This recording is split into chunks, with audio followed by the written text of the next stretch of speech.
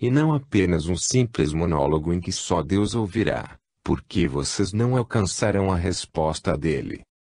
Personalidade espiritual. Machuan Amadeus. Os homens vivem na Terra cercados por um ceticismo destrutivo. Não acreditam na vida em outros planetas, não creem na diversidade de seres que habitam o universo, questionam a existência de Deus, são incrédulos quanto à vida espiritual. Limitam-se ao mundo em que vivem, introspectivos nas fronteiras do parco conhecimento.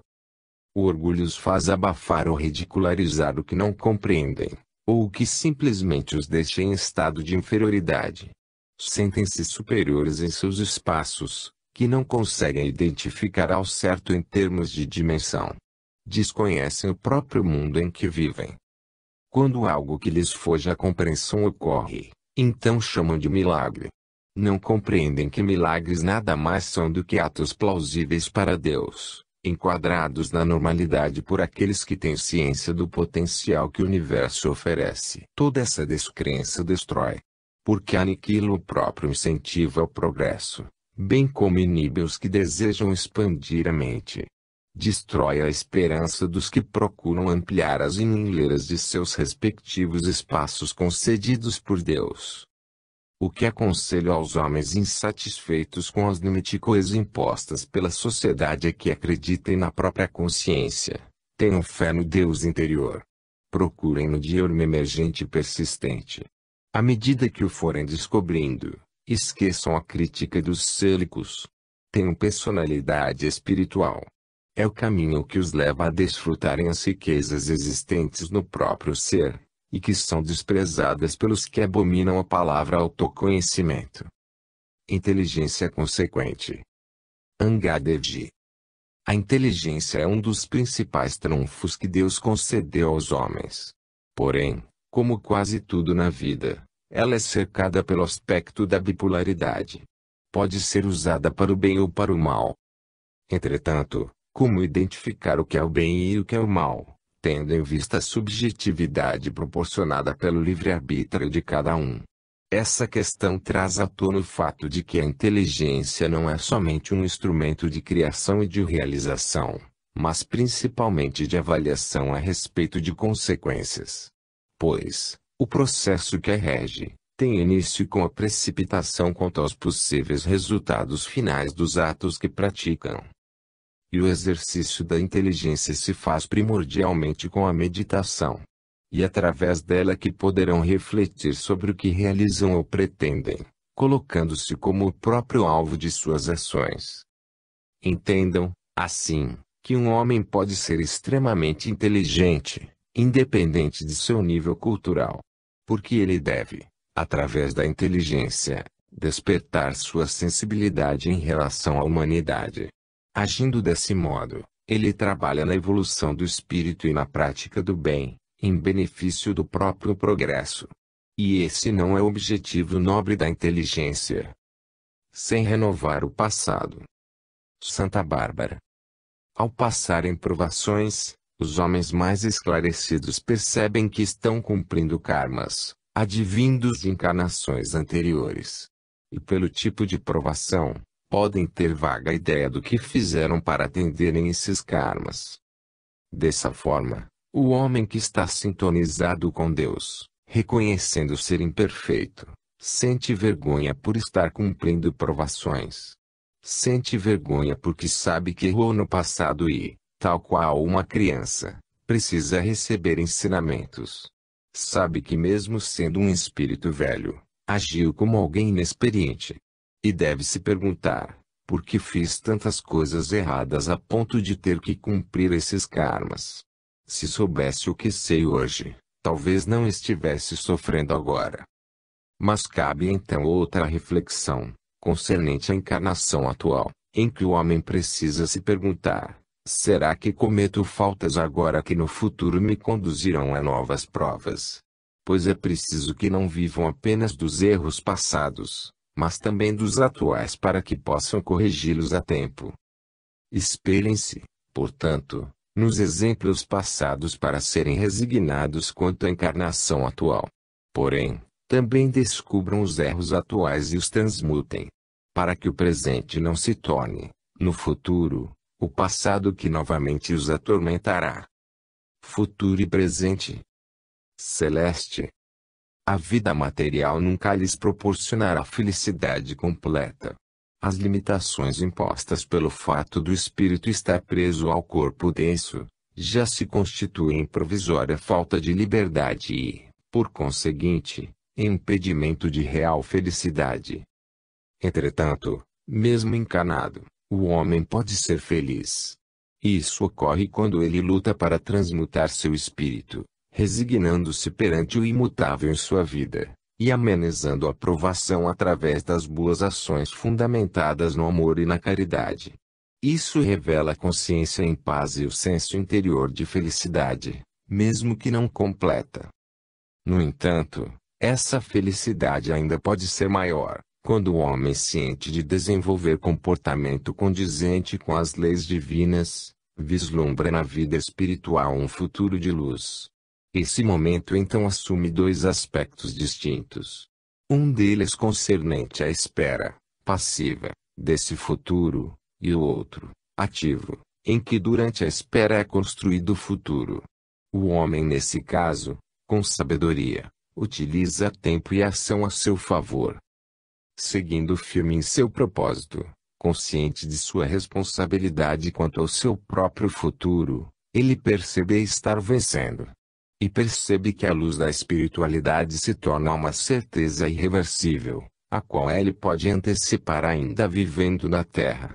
Pois se ela vai mesmo acontecer, por que então não ser vivenciada desde agora? E a sabedoria está aí. Utilizar o presente na construção de um futuro de luz, e utilizar esse futuro na construção de um presente de felicidade. Aproveitar a encarnação. Henriques. Aqui se faz, aqui se paga.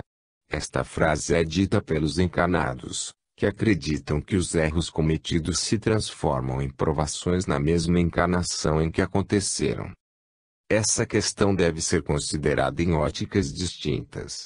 Inicialmente, o que se faz de negativo em uma encarnação pode realmente retornar como karma na mesma encarnação.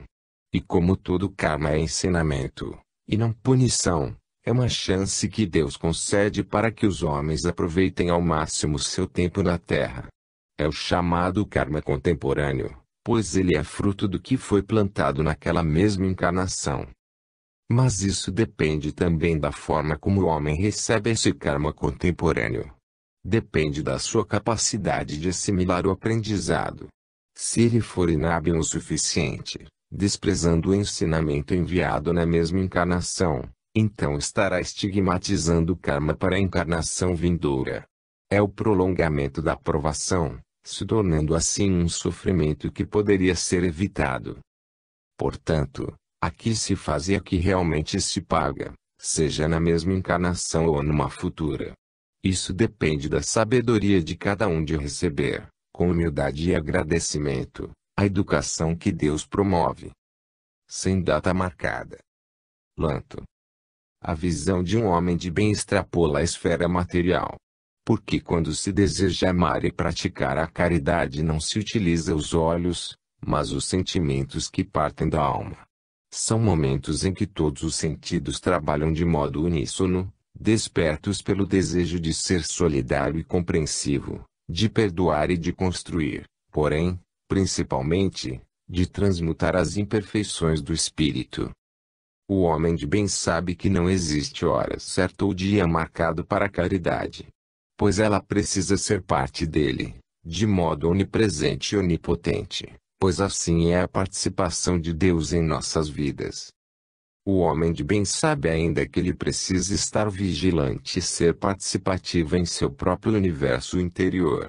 É assim que ele pode também entender o que acontece no íntimo de seus irmãos. É assim que ele se torna uma parte dos demais. Através de Deus. Vitória do amor. Maveira.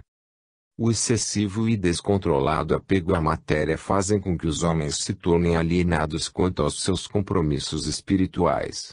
Pois, assim, eles são insensíveis aos desígnios da encarnação, fato que compromete sobremaneira os objetivos evolutivos que devem ser resgatados. Ser simplesmente vencedor na vida material de nada significa. Nada representam as iniciativas sociais e profissionais, se elas não forem cercadas com a preocupação de dinamizar os princípios divinos de crescimento do espírito. Feliz do homem que consegue, a cada sucesso obtido na vida material, incorporar trunfos ainda mais expressivos à vida espiritual.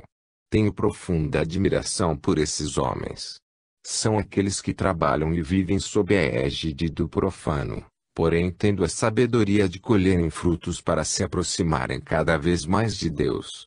Esses homens são os verdadeiros vencedores da vida material. Eles são dignos da encarnação que vivem, pois usam o corpo material como a roupagem que vai aos poucos incorporando as vibrações do eterno. Isso explica por que alguns, após o desencarne, deixam na terra seus corpos plenos de perfume ou mesmo intactos por muitos anos. Não se tratam de milagres como em geral pensam, mas apenas um reflexo natural da sabedoria que cultivou o amor, o qual passou a fazer parte de seus corpos densos, prova cabal da habilidade divina de cada um. Souberam fazer da matéria ponte sutil, para que seus espíritos alcançassem as qualidades que deles Deus sempre esperou. Pois essa é a vitória da vida. Essa é a vitória de Deus. Essa é a vitória dos homens que abraçam o amor. Independência e religião. André Luiz. O plano espiritual abriga inúmeros irmãos de luz que se manifestam na Terra de diversas maneiras. Através de incorporações, canalizações, interligações, psicografia, entre outras, conforme o nome que desejam dar. O mais importante disso é que esses irmãos, mesmo que ligados a religiões ou cultos diferentes na Terra, estão no espaço realizando um trabalho comum, em prol da obra de Deus. Porque na espiritualidade não existem religiões, mas somente o serviço em torno do amor e da caridade.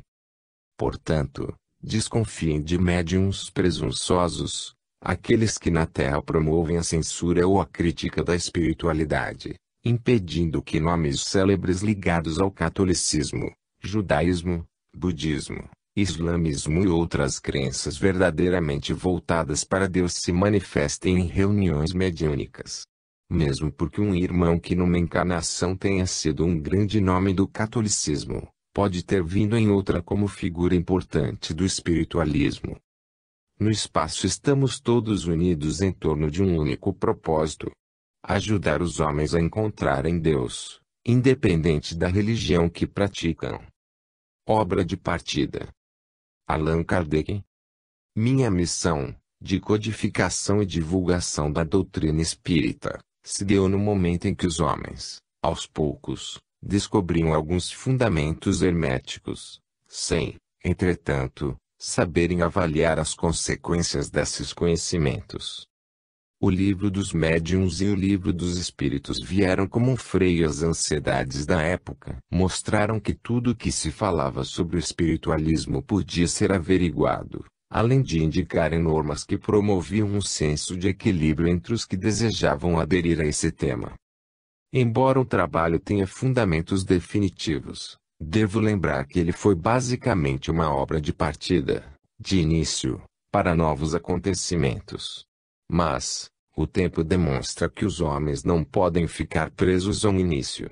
Da mesma forma que as palavras de Jesus foram um início, é importante que os homens utilizem todos esses ensinamentos para desenvolverem seus próprios caminhos, pois é a partir do livre-arbítrio e da contínua compreensão sobre Deus, que se atinge a evolução. Lembre-se que evolução é progresso, crescimento, movimento, dinâmica, e não um comportamento estático preso eternamente ao início. Mas, como disse, o livre-arbítrio é o ponto de partida. Ele é que determina se devem caminhar na conquista de novos conhecimentos espirituais, na escola da eternidade, ou se permanecerão atados ao início, contentando-se com o pouco, perante o muito que Deus lhes oferece adiante. Assíduos na vida. Nada. Cada homem tem o compromisso de ser assíduo com a própria vida. Isso significa estar presente, de modo permanente, em sua existência, sendo crítico fiel e imparcial dos atos que pratica, sejam gestos, palavras ou pensamentos. Abster-se desse compromisso é trair a consciência, aceitando complacentemente a imperfeição, sem avaliar as consequências que podem advir. Lembrem que vida é luta, porém mais do que isso é esforço, força de vontade, para transmutar erros e negatividades que afetam o espírito. Portanto, a luta a que me refiro é aquela que praticam com o próprio ser, contra as mazelas do ego. Não tenham dúvidas que ao serem assíduos na vida terão a ajuda de Deus, pois estarão recebendo a proteção de que precisam para continuar seu crescimento espiritual. Confiem, porém, mais do que nunca, confiem em vocês mesmos, pois é do próprio íntimo que reunirão forças para cumprirem os compromissos de suas existências. Perigo invisível. Lux. A Terra, por ser um local de provas, abriga diversas situações de perigo e de incerteza para seus habitantes. Tendo experiência disso, os homens se protegem como podem, principalmente se afastando dos lugares onde o mal esteja presente. Sendo assim, é de certa forma possível identificar regiões onde não se deve frequentar, ou mesmo pessoas a evitar, as quais possam, através de maus conselhos e atitudes negativas, atrair momentos de perigo. Mas os homens precisam estar atentos para outras ameaças que os rondam e que passam desapercebidas. É quando irmãos de umbrais inferiores, invisíveis, se aproveitam da fraqueza espiritual de encarnados e os incitam a atitudes de afronta e de risco. Essa forma de perigo se constitui numa das piores ameaças, porque a vítima não consegue visualizar que ela existe. Dessa forma, procurem ter autocontrole e discernimento quando sentirem impulsos que sabem implicar riscos. Podem ser atitudes inconsequentes, disseminadas a partir de umbrais inferiores, por aqueles irmãos que ainda não encontraram o caminho que conduz a Deus. Tenham a sabedoria de dizer não a eles, e a autoestima de dizer não a vocês mesmos. Lutando pela liberdade do espírito. Rochelle. Viver plenamente significa entender o que representa na verdade a vida na Terra. Alguns irmãos interpretam sua presença no planeta como uma luta permanente pelo conforto material, de modo que possam ter padrão que lhes permita acesso principalmente ao lazer. Naturalmente esse é um direito que têm, considerando que os homens precisam de conforto e de lazer. O ideal seria mesmo que todos pudessem desfrutar disso, o que infelizmente não ocorre. Mas se o objetivo da vida fosse somente esse, ela não teria sentido. Seria mais sensato para o indivíduo gozar da liberdade do espírito, através das viagens pelo universo, liberto das restrições impostas pelo corpo material. Não haveria doenças, provações e nem sofrimentos. Portanto, é lógico que Deus não seria insano de criar uma vida material planetária, com todas as dificuldades que conhecemos, sem finalidade precípua. E é para isso que lhes chamo a atenção. Que saibam viver plenamente, entendendo que a vida na matéria não é só lazer e conforto, mas também aprendizado, autodescoberta e transmutação. Porque essa é a real luta pela liberdade do espírito. Conclamo então que pensem sobre o que fizeram ou o que fazem na vida. Pois se a estiverem interpretando como uma busca pelo conforto e segurança material, então perdem tempo. Pois, com o fim da vida corpórea, deixarão de ter a posse sobre esses bens, que serão legados para outros. E descobrirão, nos primeiros momentos de regresso à vida espiritual, que nada de útil construíram. A não ser a triste ilusão de que a matéria perecível era o objetivo primordial de suas vidas.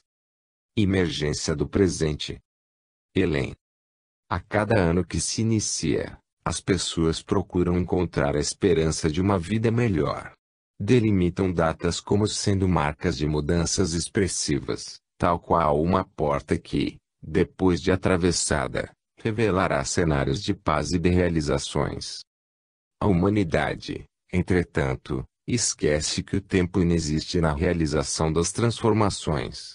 A estrutura que solidifica mudanças favoráveis são as transmutações, que cada um realiza em seu espírito, em qualquer época.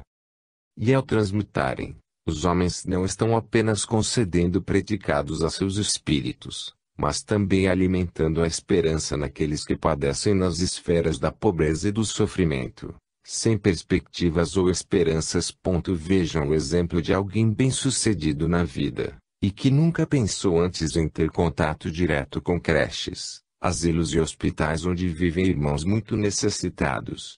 No momento em que transmuta seu comportamento, e estende as mãos para esses infelizes, seja através de doações ou de palavras amigas e de trabalho participativo, está lhes dando também a esperança de que poderão ser lembrados outras vezes no futuro.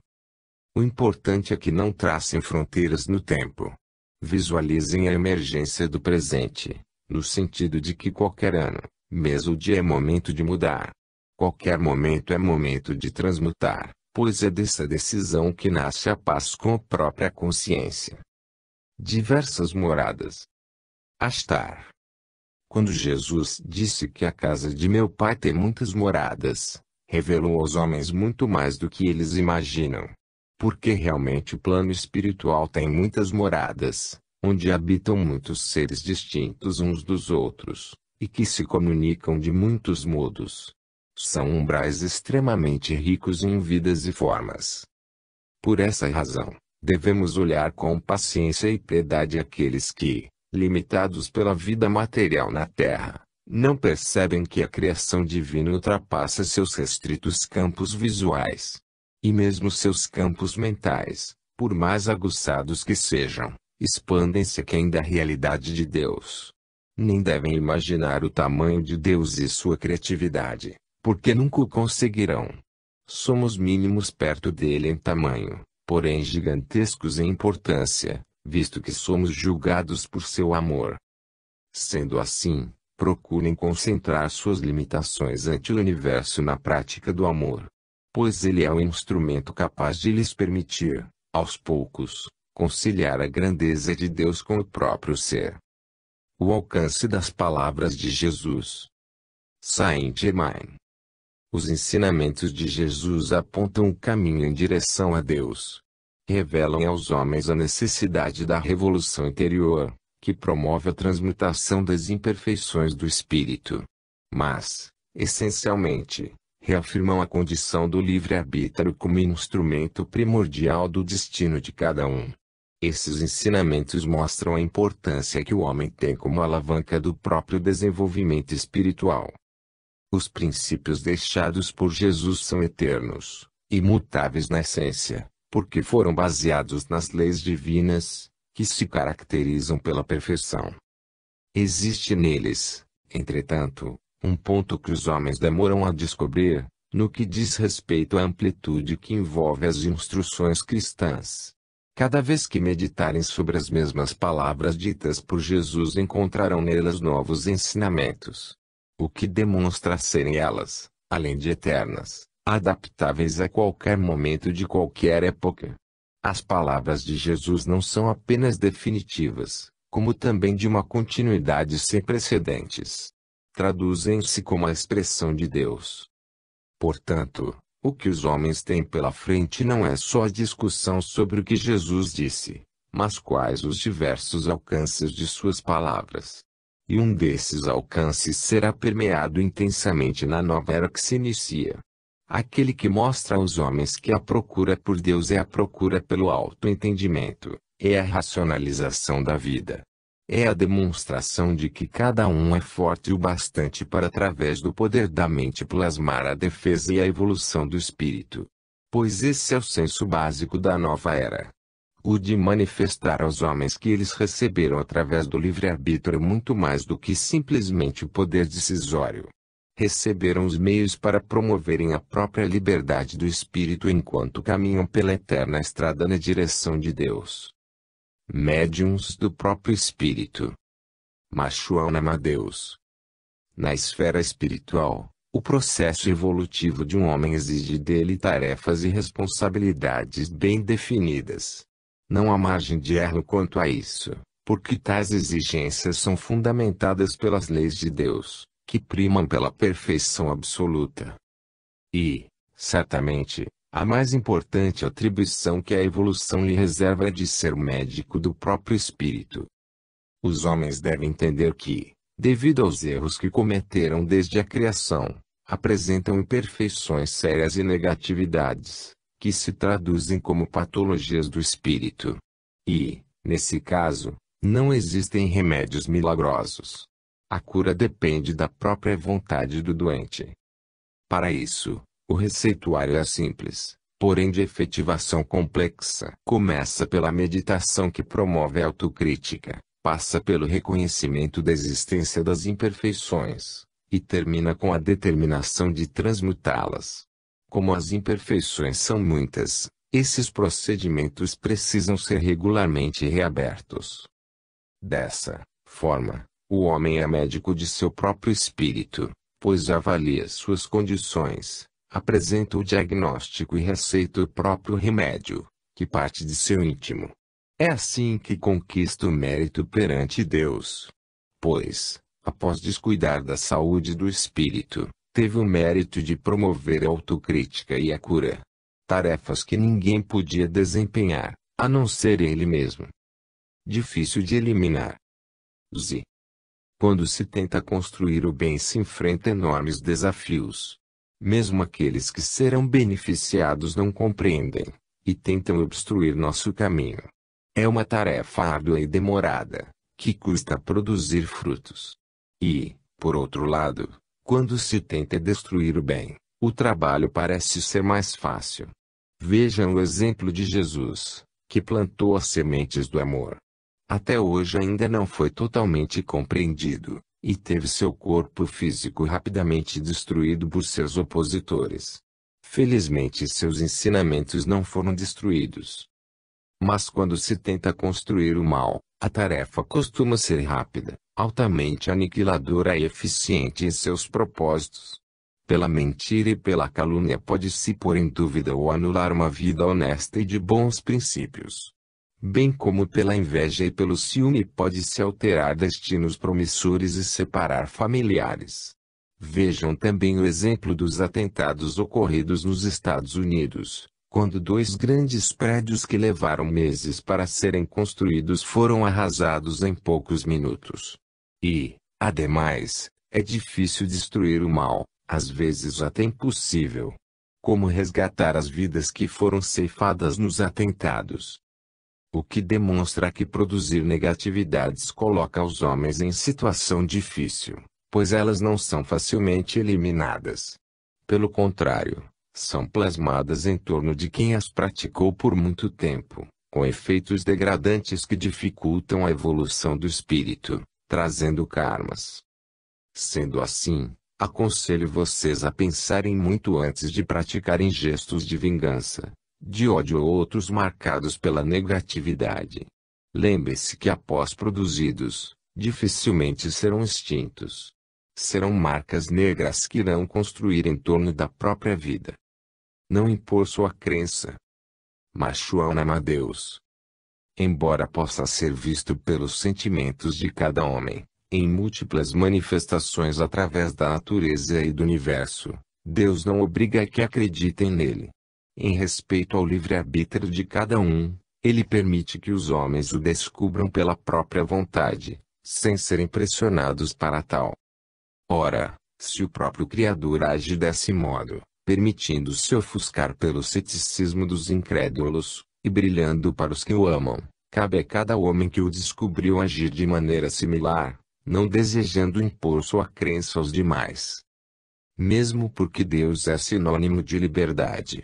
Querer impor sua existência é contrariar a expressão serena e sábia que ele deseja de todos. Além disso, tentar provar sua existência pela arbitrariedade, é fazer com que os céticos se tornem ainda mais desconfiados e revoltados, acabando por aumentarem a distância em relação a Deus. O Pai deve sempre ser visto com amor, e não pelo desdém dos céticos ou pelo temor dos que não o entendem. Assim, falem sobre Deus quando convidados, ou para expressarem uma palavra de esperança e de caridade. Mas não tentem impor sua existência, pois ele não necessita disso. Lembrem que Deus, antes de tudo, é uma riqueza que cada homem possui. Desfrutá-la ou não é função do livre-arbítrio de cada um, direito mesmo daqueles que desejam permanecer na pobreza do espírito. Equilíbrio entre matéria e espírito. Machon Hermontis. Ao caminhar na estrada da vida, cada um precisa estabelecer escalas de prioridades. Embora o acaso, aleatoriedade, possa ocorrer em diversas ocasiões, cabe ao homem também programar seus objetivos de modo determinístico, como metas a serem alcançadas em sua vida. O progresso material, tão necessário à sobrevivência, deve ser acompanhado por objetivos ligados ao desenvolvimento espiritual, de modo que um seja a alavanca do outro. Isso não somente reforçará a conquista material, como fortalecerá o espírito, o que culmina com maior tranquilidade ante os problemas que surgem. Pois, havendo equilíbrio, a razão flui de modo mais natural e de forma habitual. Não pensem, portanto, em se entregar somente à matéria, ou somente ao espírito. É necessário equilíbrio, sem fanatismo e radicalismo. Pois, escolher somente a matéria, é optar pelo efêmero. Entregar-se integralmente ao espírito, é desprezar os aspectos materiais do cotidiano, tão necessários ao exercício do livre-arbítrio ante as adversidades da vida e o aprendizado que enriquece. Assim, escolham o caminho do meio. O caminho do equilíbrio. Deus criou a matéria com a finalidade que ela seja a base do crescimento espiritual. Utilizem-na como tal, como degraus necessários à meta da evolução espiritual, que todo homem precisa atingir. Templo interior. Hilarion. Entendemos, mas não incentivamos, o modo dependente que muitos irmãos adotam ao procurarem o socorro espiritual. Os homens precisam, urgentemente, compreender que a cura para seus problemas espirituais está neles mesmos. Devem ter confiança na própria capacidade de amar e de plasmarem benefícios para o corpo denso. Quando se dirigirem a templos religiosos, sejam quais forem, nunca deixem de adotar a humildade, pois ela é fundamental em qualquer estágio da vida. Porém, não se deixem abater pelos problemas que enfrentam. Mantenham-se ativos, busquem força dentro de vocês mesmos, porque com toda certeza a encontrarão. Tenham fé no serviço religioso que procuram, mas tenham mais fé ainda na própria capacidade de vencerem, encontrando Deus no próprio espírito. Não esqueçam que cada homem possui dentro de si um templo, que emana as vibrações eternas do Pai Celestial. Entendam que isso representa uma oração perene dentro de vocês mesmos. Escutem os sentimentos sutis que partem desse templo. Eles são a força de que precisam para ter a certeza de que não estão sozinhos. Deus sempre os acompanha. Ele é a luz que brilha quando amam. Ele é a força de que precisam para promover a própria cura. Monopólio e censura. Polaris. Os homens estão encarnados para, através de provas, elevarem seus espíritos até Deus.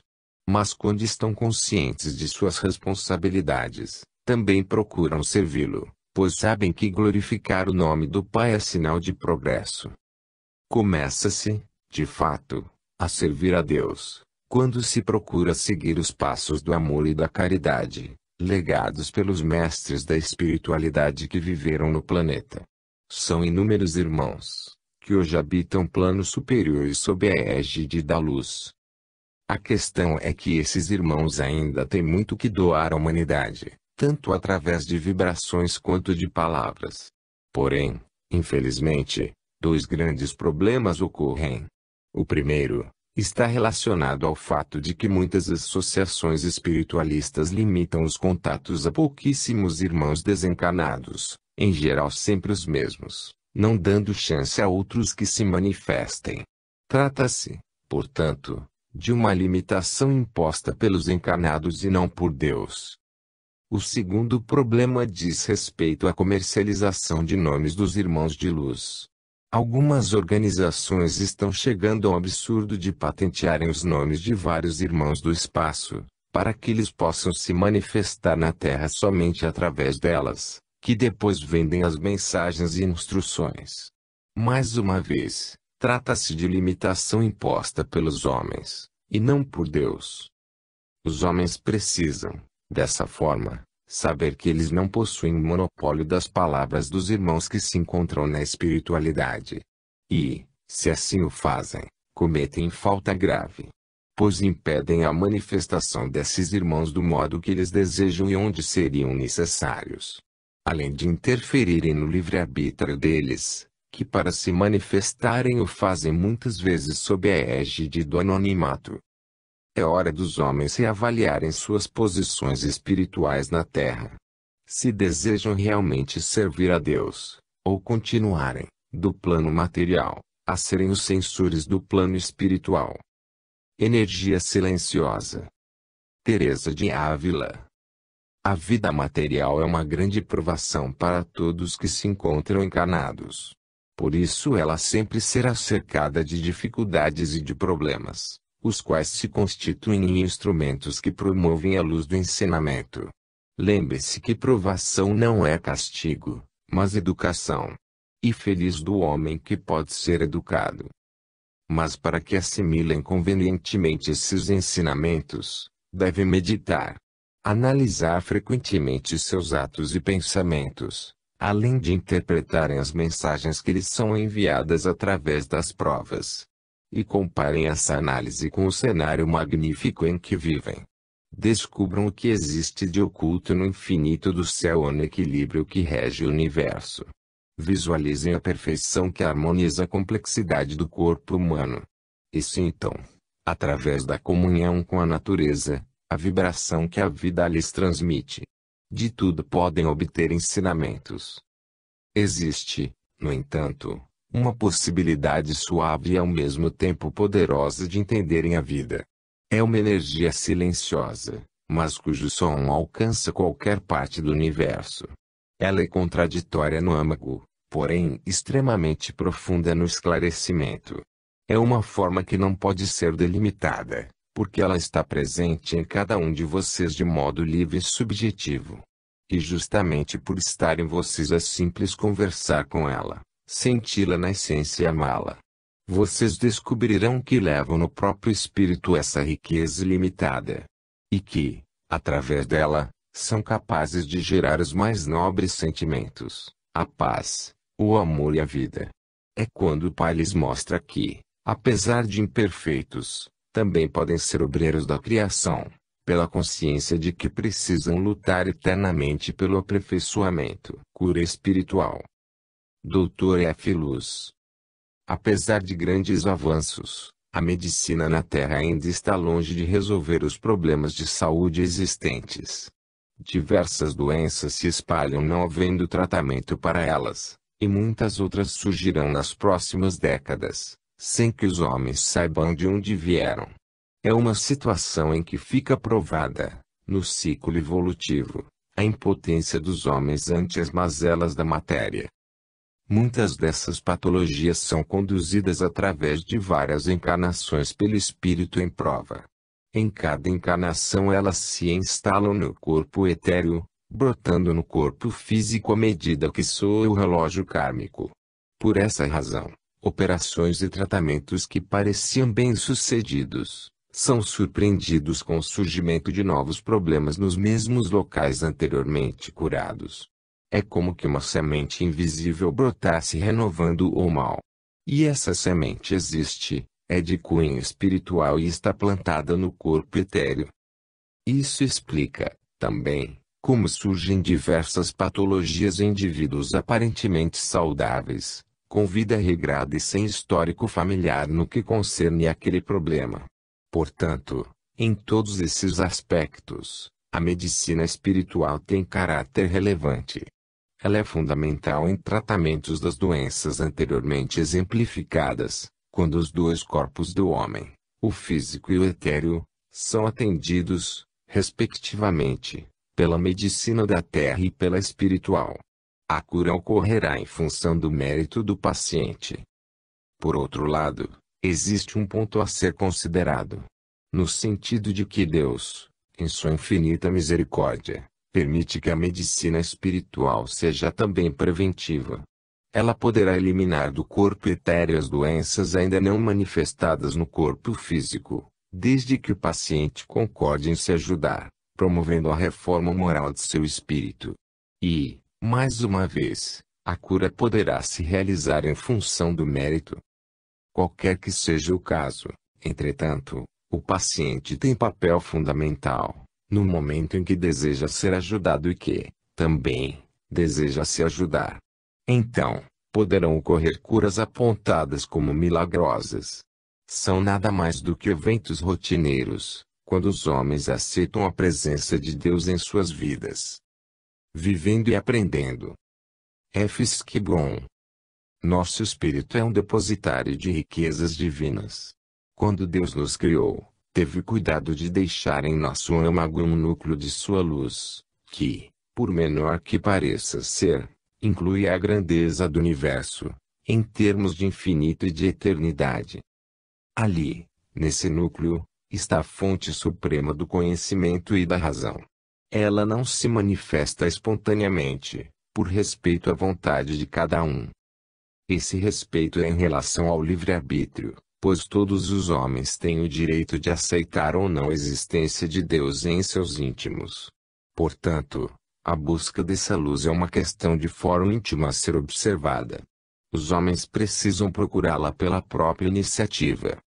Querer dar a cada homem gratuitamente o sentido de Deus em suas existências é o mesmo que praticar um mal involuntário. Porque dar de graça é abafar o mérito de quem recebe, lembrando que mérito é uma ação que decorre basicamente do aprendizado e da força de vontade. Impor é uma forma de violência inadmissível. O que os homens devem saber é que a busca por essa luz interna é essencialmente fruto da participação na vida. Pois é através do cotidiano, das ingratidões que recebem, do mal que sofrem, dos convívios diários, das palavras e atos que praticam, ou dos pensamentos que plasmam, é que aprenderão a força do perdão e da compreensão, o poder do amor e da caridade. É assim que encontram Deus, vivendo e aprendendo. Mas a vontade de aprender é a base que leva a esse encontro. E só com humildade e desprendimento da matéria é que reconhecerão o que precisam aprender. Porque depois que conseguirem iluminar o espírito com a chama divina, associarão o passado ao atraso. Reconhecerão que presente e futuro se integram, de modo inequívoco, na construção da eterna busca pelo conhecimento. Ao lado de Deus. Arrogância. F. Skibbon. Não são poucas as vezes que ficamos surpresos com o que acontece na Terra em termos de relações entre lideranças e liderados. Os homens que decidem sobre o futuro de países, empresas e repartições, e consequentemente sobre o futuro de quem neles vive e trabalha, são em grande parte dotados de profunda arrogância. Consideram-se superiores aos seus subordinados, não apenas hierarquicamente, mas principalmente como seres quase infalíveis, que dirigem seres quase desprezíveis. E, para manterem-se nos respectivos cargos, não economizam esforços de qualquer natureza, os quais incluem a corrupção, a mentira, a calúnia, a difamação, a injustiça e humilhação. Em certos casos, até os assassinatos. Esse comportamento faz com que decidam sobre o destino de vários irmãos de forma insensível, provocando sérias crises familiares entre os que são por eles prejudicados. Mas nunca aceitam o fato de terem provocado o mal. Procuram justificar seus atos perante a consciência como sendo em prol da própria sobrevivência, um ato banal que em breve cairá no esquecimento de todos. Eles entendem que a memória coletiva é curta. Precisam saber, no entanto, que os atos que praticam contra seus subordinados ficam plasmados nos registros etéricos no astral, de maneira viva e autêntica. Todos os passos dados são detalhadamente conhecidos na espiritualidade.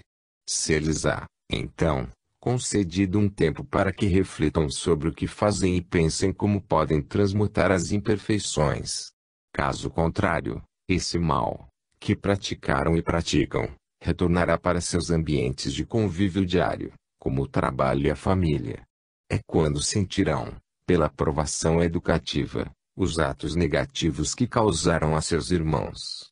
Atos que não caíram no esquecimento da justiça divina. Passagem tranquila. P.D.O. O pensamento da grande maioria dos homens se volta para a matéria.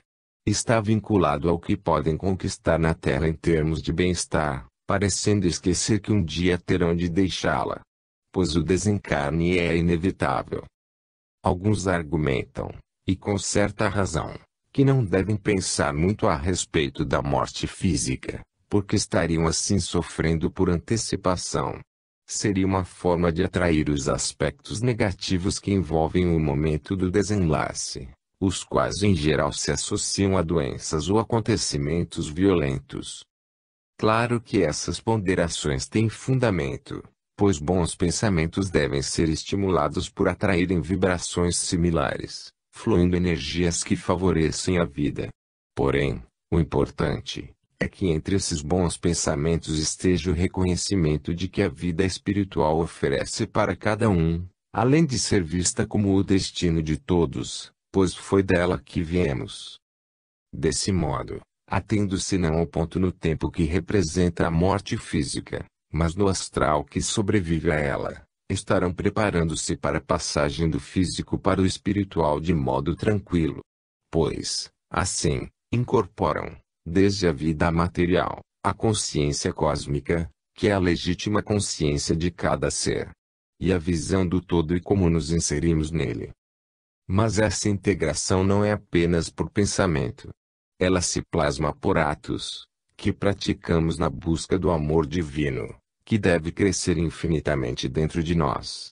Porque essa é a forma de abraçarmos permanentemente a consciência de que somos todos filhos do mesmo Pai, vendo cada irmão como a nós mesmos. Pai esse que espera de nós o despertar de sentimentos sinceros de amor, de compaixão e de caridade. Fraqueza da mente. S. Segal. Muitos daqueles que se encontram encarnados sentem-se imponentes ante certas situações da vida. Entre elas, a de renunciar a vícios e negatividades que sabem estar cultivando. Não encontram forças para, nos momentos decisivos, darem um basta definitivo e se permitem dominar de modo dócil pelo que já deveria ter sido eliminado de suas vidas. Essa luta, na verdade, faz parte da vida material. O espírito, sendo eterno e transmutável, enfrenta a matéria que é imperfeita e findável. E, só por isso, vocês já podem perceber que o espírito é mais forte, pois como pode algo perecível sobrepor-se ao que é eterno? E a questão em si vai mais além. Como pode alguém que é eterno não perceber que está sendo vencido pelo que é mortal? Isso demonstra que a fraqueza vem da mente, pois o espírito será um reflexo do que ela comanda. O que torna essencial a meditação frequente, para que possam cultivar valores perenes e sádios. É o modo de criar o hábito de agirem naturalmente, em prol do espírito, rejeitando as influências negativas que surgem através da matéria. São passos dados no sentido da autoestima, despertando a felicidade, que se encontra ao alcance de todos que descobrem serem fortes de mente e de espírito. Orientar bem. Kal-El. No trabalho a ser realizado em instituições espiritualistas, diversos irmãos terão os rumos de suas vidas orientados pelas palavras que ouvirão.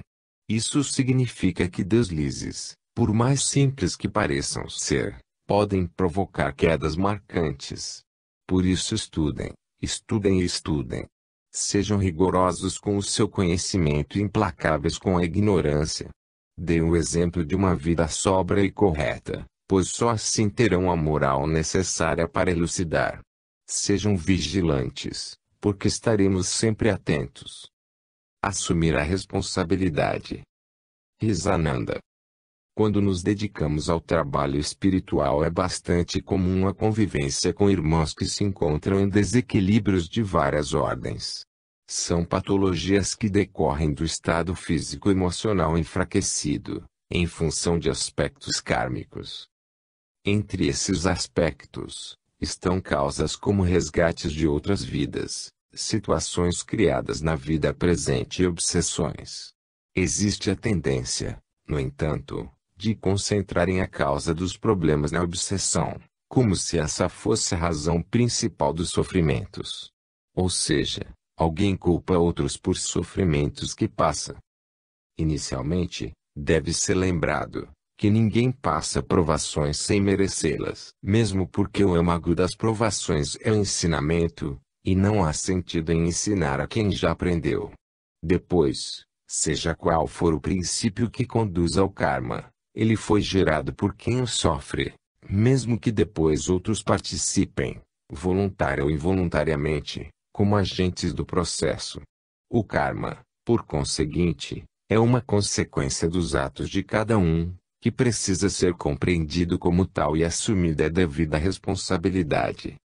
É importante que haja exame de consciência e que, o padecente, mesmo sem recordar as causas, admita que ele sofre como consequência de seus atos passados. E esse reconhecimento já é um grande passo para progressos fundamentais. Isso serve para tirar lições do karma, não repetir as faltas, assimilar os ensinamentos e transmutar outras deficiências ora existentes. É também a maneira pela qual provações vindouras poderão ser extintas, porque elas não terão mais sentido, visto que já ocorreu o aprendizado. A lição maior de tudo isso está no princípio básico que regula as encarnações. Que a justiça divina é sábia, que ocorre nos momentos certos e sabe a quem julgar. Pois os culpados são reconhecidos por suas faltas, que são sempre vivenciadas pela onipresença do Pai. E contra o seu testemunho não existem recursos convincentes. Despertar a razão. Sarada Devi. O apego à vida material leva o ser humano a esquecer sua condição de ser inteligente. Ele reage de forma impulsiva aos desejos e estímulos que recebe quanto à ganância, tal qual um animal que ataca para matar a fome. Para conquistar posições relevantes, riquezas e até mesmo o que acha ser o amor de alguém, atitudes inconsequentes são cometidas. São momentos em que, por falta de autocontrole e de paz de espírito, o homem age de forma primitiva, renegando a razão a segundo plano. Esse modo de agir traz então vários inconvenientes, a começar pela inconsequência do que está sendo realizado. E atitudes inconsequentes têm como resultado a incerteza, na maioria das vezes moldada pela efemeridade de prós e a durabilidade dos contras. É um jogo de sorte. Mas jogar com a sorte é também jogar com a própria vida e a de outros. São atitudes que podem alterar destinos e provocar karmas. E por isso é sempre importante despertar a razão, pois entre ela e um impulso animal, é preferível continuar sendo um ser humano regido pela inteligência. Portanto, não esqueçam que entre as experiências que a vida material proporciona ao espírito encarnado está a sabedoria de agir ante os desejos. Pois se eles surgem de modo inesperado e nem sempre explicáveis, verdadeiros arcanos, cabe então ao homem avaliar suas consequências. Responsabilidade que o leva a se afirmar como ser humano inteligente, desprezando a herança animal, que deve mesmo ficar no passado. Descuidar dos filhos. Gabriel. A atuação de entidades espirituais negativas sobre os encarnados se processa de várias formas. Uma delas, entretanto, que provoca inúmeros problemas aos ofendidos é que causa letargia. O processo é simples, porém cruel, pois atinge numa maior escala as crianças e adolescentes, apesar de que os adultos sejam o alvo principal. Inicialmente, esses irmãos das trevas se aproximam de crianças e de adolescentes orientando-os a praticarem atos perigosos e inconvenientes, que podem inclusive colocar suas vidas em perigo. Como ainda são inexperientes, os jovens recebem as orientações na forma de intuições, e tomam a iniciativa de fazerem o que lhes é proposto, ou seja, atos impróprios. No mesmo momento que isso ocorre, os pais ou responsáveis recebem também dos seres das trevas uma carga negativa, sobre o plexo solar ou coronário, produzindo intensa sonolência ou indolência. Dá-se então um período de aparente tranquilidade, quando crianças e adolescentes silenciosamente atuam sob o perigo, enquanto os adultos ficam como imobilizados pela letargia, incapazes de procurarem saber o que está acontecendo de real com seus filhos naquele momento. Por essa razão, vocês já devem ter ouvido a expressão de que quando algo de silencioso ocorre onde existem crianças ativas, o errado deve estar acontecendo. Procurem então reagir. Vençam a indolência, a preguiça, o sono ou a indiferença, e desejem saber o que acontece com seus filhos em casa ou na rua. Poderão estar salvando a vida deles. Feudos desnecessários. Serapis Bey. O novo milênio traz para a Terra uma era de iniciações e de responsabilidade que ainda não foram alcançadas pela humanidade. E tão cedo não serão compreendidas. Os homens, infelizmente, ainda encaram as religiões como verdadeiros feudos, paradigmas da crença, como se determinada religião fosse melhor do que as outras. Advogam a verdade considerando-a como propriedade do que acreditam, o que por si só já deixa de ser verdade. Ninguém ou seita alguma detém a verdade absoluta, somente Deus.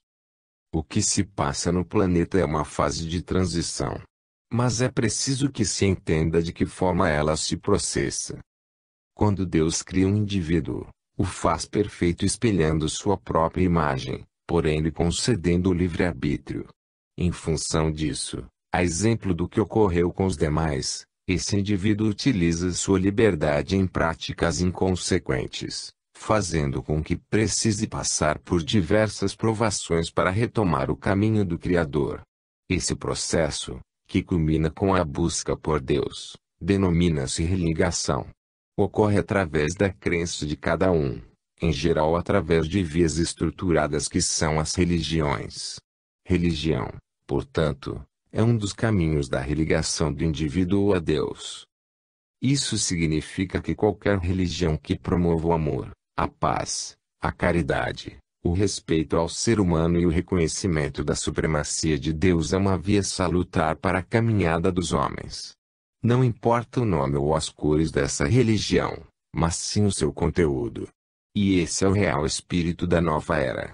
É o que promove o respeito mútuo e o diálogo entre as religiões e a aceitação de que Deus é único e onipotente, e que todos os demais seres são irmãos por serem seus filhos.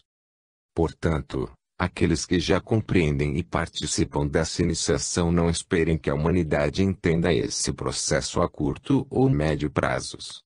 É uma tarefa árdua e longa. O trabalho que vocês realizam no momento é o de plantarem as sementes dessa concórdia entre as religiões. Não esperem palavras de gratidão, de reconhecimento ou de elogio, porque é um trabalho que antes de tudo precisa ser anônimo e pacífico. Porém, continuem trabalhando e plantando. Pois essa safra será colhida num futuro distante, mas será colhida.